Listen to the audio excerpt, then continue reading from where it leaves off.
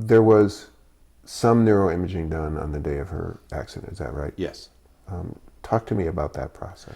So, because it's Canada and we have universal health care, the issue is not how much can you pay to get what you want, it's allocation of resources. And this particular neurologist, her philosophy was if you vomit 3 times, you get a CAT scan. Why would you come up with a policy like that? Because we have a provincial and a federal budget for healthcare. I'm not specifically asking about why they would allocate health. Why would you make a decision about concussion diagnosis based on how often a person vomits? Oh, because one of the things that happens in concussion often is nausea, and there are a host of reasons why that happens, but the worse the nausea, typically the worse the brain injury. And that was this doctor's cutoff line, which seemed quite reasonable. I kept arguing for an MRI, but she wouldn't give me one. Your daughter didn't vomit 3 times.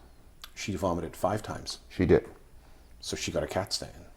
But she would not have gotten a CAT scan based on the amnesia, the seizure, No. and the loss of consciousness. Unlikely.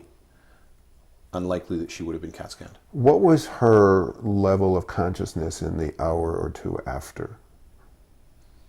I guess I should say confusion, neurofunctioning. Yeah, very confused.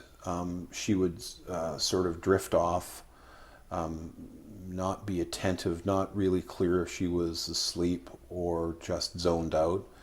And then she would become aware of her surroundings and ask where she was and why.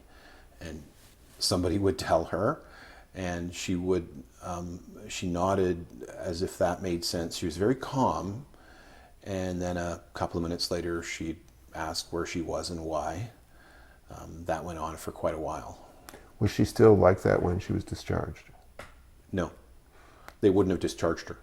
At what point did the confusion clear?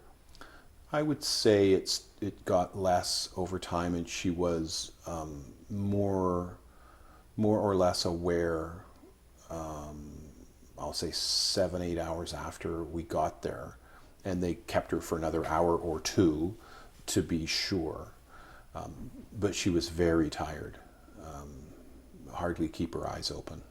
If you were going to look at where she was 6 months after this, has she made a full recovery? Are you still seeing deficits, areas of concern? That's always the problem with brain injuries, especially with young people. So, she's 15 and a half when she has a brain injury. She's not quite 18 now. So if she talks back to her parents, is that brain injury or being a teenager? Hard to know. I don't see any deficits that I can point to as being brain injury. She seems to have made a full recovery, but I know that she hasn't, and it's impossible that she has, that she's vulnerable to further concussion.